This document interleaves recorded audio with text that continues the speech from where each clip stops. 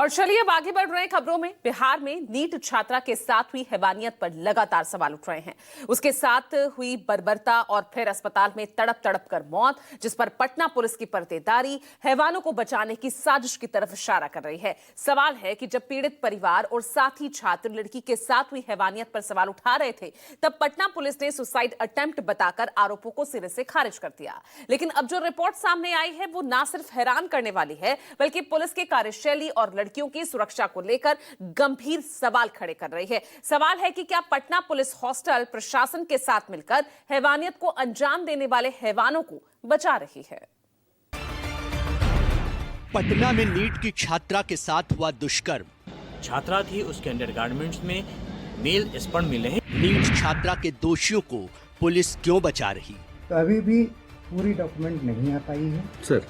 सारे डॉक्यूमेंट्स आ जाने के बाद लोग जो है इसको ओपिनियन। पहले आरोप खारिज, क्या सबूत मिटाने की साजिश? कि पटना पुलिस इस पूरी जांच की प्रक्रिया में कितना टाल मटोल वाली रवैया अपना रही है। रिपोर्ट, झूठे सबूत, हैवानियत की मिली रिपोर्ट कि उसके साथ दुष्कर्म हुआ। पटना की नीट छात्रा के साथ हुए दुष्कर्म के लिए जिन आरोपों को पटना पुलिस ने बार बार दबाने, झूठा साबित करने, गुमराह करने और आत्महत्या करार देने की साजिश रची।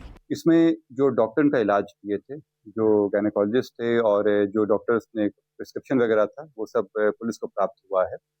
इसमें जो अभी तक का हम लोग को आया है, जो डॉक्टर का रिपोर्ट है, जो डॉक्टर के द्वारा स्टेटमेंट दिया गया है, इसमें किसी भी तरह का सेक्सुअल अब्यूज की बात नहीं आई।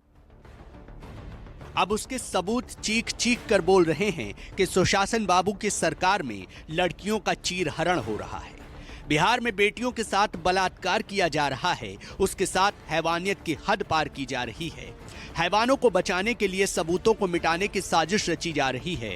पुलिस का इस्तेमाल करके लोगों को गुमराह किया जा रहा है। सच छिपाने की साजिश रची जा रही है और फिर उसे आत्महत्या बताने की बार बार नाकाम कोशिश की गई। रिपोर्ट का हवाला देकर दावा किया गया कि नीट छात्रा के साथ दुष्कर्म नहीं हुआ। कमरे में पाई गई थी, जिनको इलाज के लिए तुरंत हॉस्पिटल ले जाया गया था।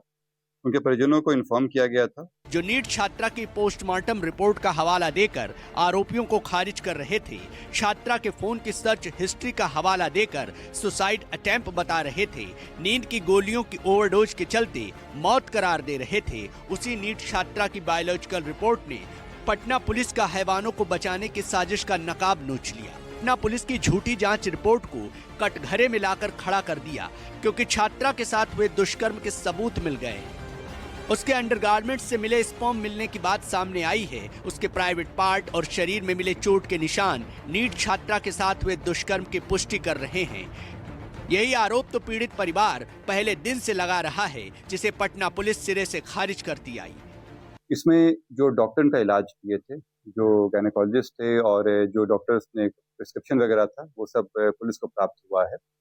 इसमें जो अभी तक का हम लोग को आया है, जो डॉक्टर का रिपोर्ट है, जो डॉक्टर के द्वारा स्टेटमेंट दिया गया है, इसमें किसी भी तरह का सेक्सुअल अब्यूज की बात नहीं आई। डॉक्टर्स की रिपोर्ट जो आई है, उसमें किसी तरह के सेक्सुअल असॉल्ट की खबर नहीं है। सवाल है कि पटना पुलिस किस हैवान को बचाने की साजिश में शामिल है? क्या जो आरोप पीड़ित परिवार और साथी छात्र छात्राएं लगातार चीख चीख कर लगा रहे हैं कि पुलिस हॉस्टल प्रशासन के साथ सबूतों को मिटाने और आरोपियों को बचाने की साजिश में शामिल है, क्या वो सही नहीं है? अगर ऐसा नहीं है तो फिर पटना पुलिस ने किस आधार पर लड़की के साथ हुई हैवानियत से इनकार किया? इस वक्त हम खड़े हैं उस सवाल के साथ जिसने पटना पुलिस की पूरी कार्रवाई को कटघरे में खड़ा कर दिया है। पटना पुलिस की जांच को सवालों के घेरे में ला दिया है। दरअसल आज नीट छात्रा की हत्या के मामले में फोरेंसिक ने अपनी बायोलॉजिकल रिपोर्ट पटना पुलिस को सौंप दी है। इस रिपोर्ट में यह साफ कहा गया है कि जो छात्रा थी, उसके अंडरगारमेंट्स में मेल स्पर्म मिले हैं, यानी कि उसके साथ दुष्कर्म हुआ है। आखिर वो कौन है, इसकी जांच पटना पुलिस को करना है। लेकिन इस रिपोर्ट से यह भी साफ हो गया है कि पटना में भट्टा मेडिकल कॉलेज हॉस्पिटल की वो रिपोर्ट, पोस्टमार्टम रिपोर्ट, जिसे मेडिकल बोर्ड ने तैयार की थी, जिसमें कहा गया था कि छात्रा के साथ सेक्सुअल हरासमेंट हुआ था, उसके प्राइवेट पार्ट में चोट के निशान थे और दुष्कर्म की शंका जताई गई थी, उससे इनकार नहीं किया सकता है। ये रिपोर्ट कहीं ना कहीं बायोलॉजिकल रिपोर्ट उस रिपोर्ट को सपोर्ट। सोचिए, जो रिपोर्ट पहले ही बता चुकी थी कि नीट छात्रा के साथ साथ बलात्कार किया गया, उसके साथ हैवानियत की सारी हदें पार की गई, उसको पुलिस प्रशासन ने खारिज कर दिया, दावा किया कि ऐसा हो ही नहीं सकता। जबकि लड़की की हालत और उसके शरीर में मिले चोट के निशान लगातार हैवानियत की तरफ इशारा कर रहे थे, फिर भी पीएमसीएच के डॉक्टरों की रिपोर्ट पर सवाल खड़े कर हैवानों को बचाने की साजिश रची गई। अब इसी जांच रिपोर्ट के आधार पर आई बायोलॉजिकल जांच रिपोर्ट ने पटना पुलिस के अधिकारियों के गाल पर करारा तमाचा मारा है। बताया जा रहा है कि आप सब एक नंबर के झूठे हैं, एक नंबर के मक्कार हैं और आपकी आंखों का पानी मर चुका है। सच ये है कि लड़की के साथ बलात्कार हुआ, क्योंकि बायोलॉजिकल रिपोर्ट कहती है कि लड़की के गारमेंट्स पर स्पर्म मिला है, मतलब आरोपियों का डीएनए सबूत के तौर पर मौजूद है। सवाल है कि जिन हैवानों को बचाने के लिए पटना पुलिस इतने दिनों तक आरोपों को खारिज करती रही, हवाला सुसाइड अटेम्प्ट का देती रही, क्या वो अपनी शर्मनाक दलीलों से पीछे हटकर अब हैवानों की कॉलर पकड़ेगी?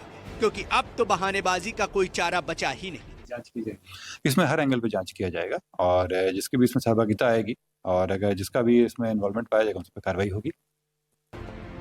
हर एंगल की जांच हो रही है, मतलब ये कि क्या एसआईटी नीट छात्रा के साथ हैवानियत को अंजाम देने वालों की पहचान कर पाएगी? क्या डीएनए का मिलान कर पाएगी? क्या हैवानों को बेनकाब कर सजा दिला पाएगी? क्योंकि अब सवाल ये पूछे जा रहे हैं कि छात्रा के शरीर पर मिले जैविक सबूतों को 18 दिनों तक नजरअंदाज क्यों किया गया? पोस्टमार्टम और बायोलॉजिकल रिपोर्ट पर शुरुआत से संदेह क्यों जताया गया? जांच कर रही एसआईटी ने दुष्कर्म के एंगल को हल्के में क्यों लिया?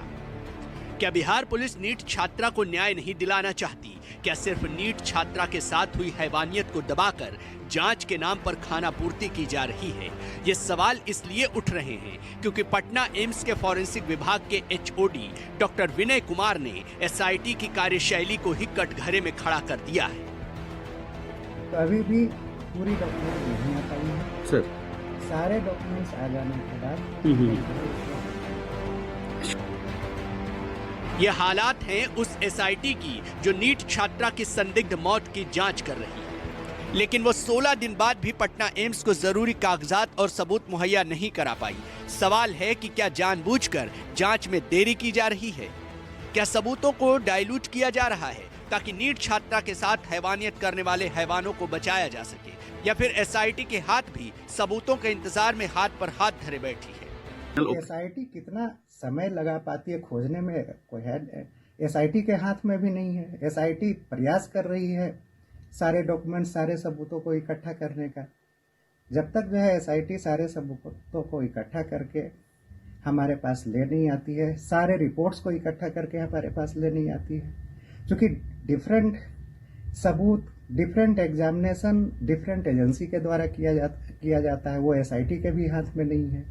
तो एसआईटी जैसे ही पूरे सफिशिएंट डॉक्यूमेंट्स हमको उपलब्ध करा देंगे, उसके बाद फिलहाल नीट छात्रा के साथ किए गए कर्मकांड ने सुशासन बाबू की सरकार को सवालों के कटघरे में लाकर खड़ा किया है, क्योंकि पहले दिन से जिस तरह से पुलिस ने लीपापोती की, जांच में हीला हवाली बरती और विक्टिम को ही दोषी करार देने की साजिश रची, वो बता रही है कि हैवानों के सामने सुशासन बाबू का सिस्टम कितना लाचार है।